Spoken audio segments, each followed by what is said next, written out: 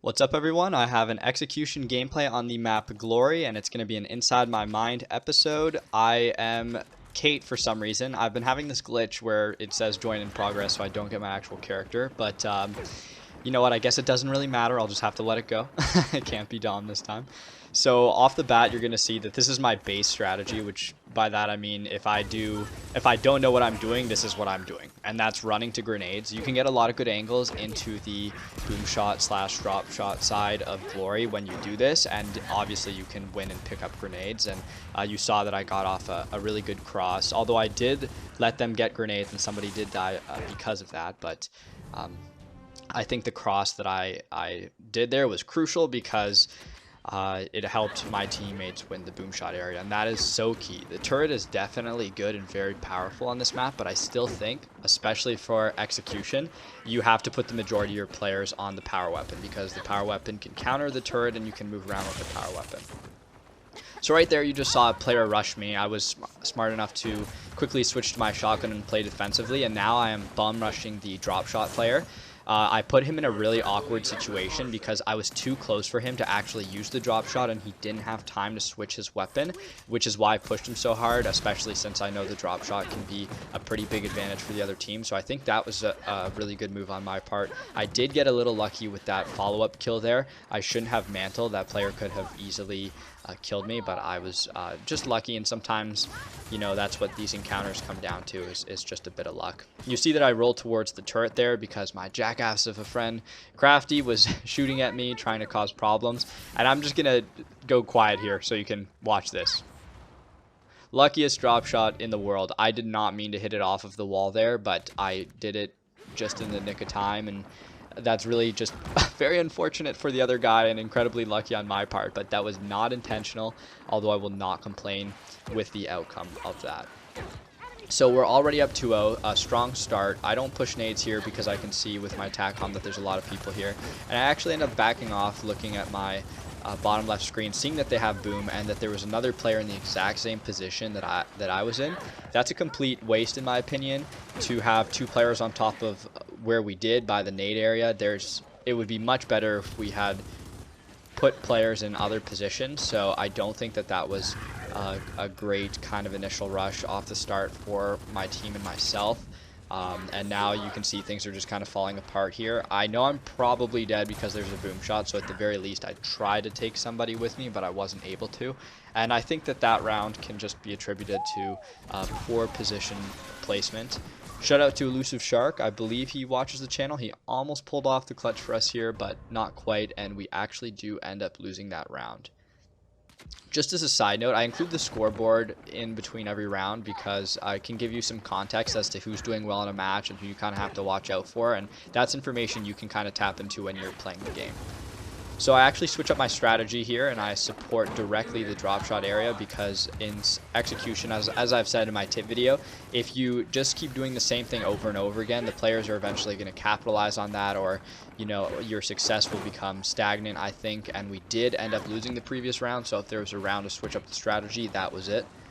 I really like the rotation my team and I are doing here. We got the drop shot, and the other team, smart as they are, they do recognize that it's probably more defensible of an area to go up top than it would be to stay down low. So that's where we kind of push to fight them.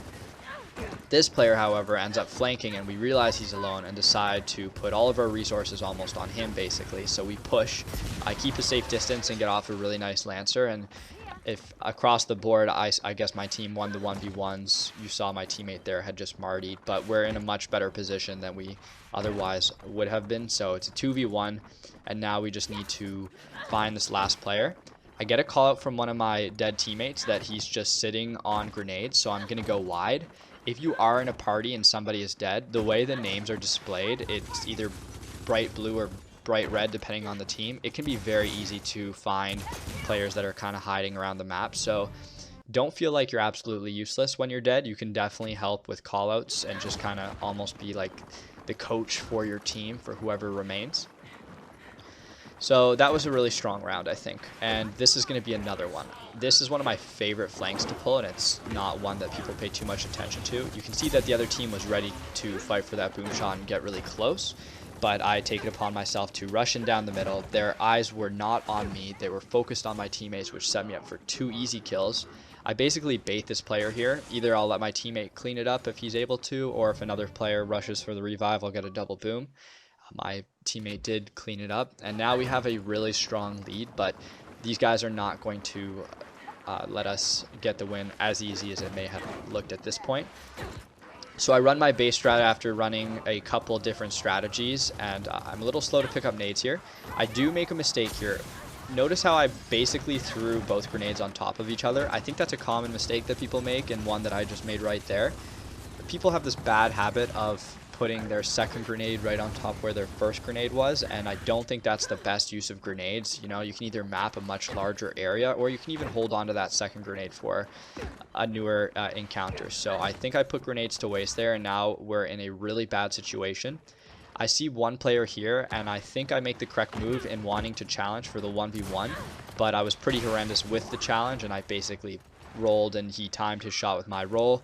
And I've said before, you cannot do that, so that cost me my life there, and we ended up losing the round.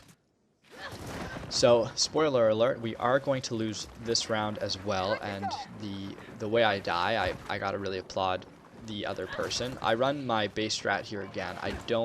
I do get grenades, but I think I don't wait as long as I should before tossing. I put one here. This is a defensive grenade. I don't think it was the best use because I don't think it was really needed. I basically was worried the player was going to push, which sometimes they do. So if you put a grenade there, it basically prevents them from pushing.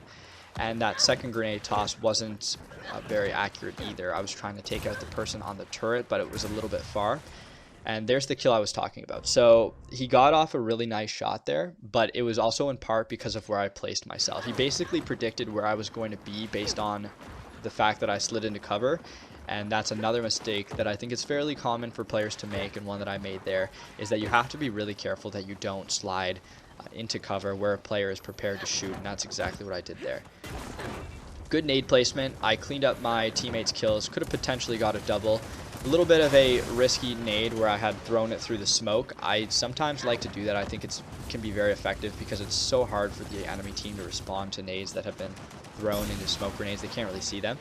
I also did a really good job of kind of rushing in for the drop shot, but then backing off and playing a support role. So I think that's good to note, just for understanding that, you know, you can kind of play a hybrid role. You don't have to exclusively try to get kills or exclusively just support your teammates. And here you're actually going to see me trade weapons with Longshot. There's no reason to hang on to a weapon if you think somebody on your team can do a better job with it. And I, for the most part, when it comes to power weapons, I trust Longshot to do a better job than I could with them. And I quite enjoy lancering more than he does. So a good weapon trade. We have a lot of time here, so we're just trying to get all the advantages we can. That's why I grabbed a shock grenade, and now we're slowly pushing up. Longshot being by himself, but with a drop shot, and we see the two people there. Here's a I really like the push that this player on the Locust team made. He could have easily one-shotted me. I did not have the correct weapon out, but we put on enough damage, and there was a point of no return, so to speak, where I had to keep lancering, because if I switched to my shotgun, that would have been the small window he needed to pick me off. So good thing I stuck with my Lancer there, although it was not my first choice. And an easy cleanup for the final kill. So this was definitely a faster Inside My Mind episode. I'll try to get some more out, and hopefully you liked watching execution for a change. And thank you very much for watching.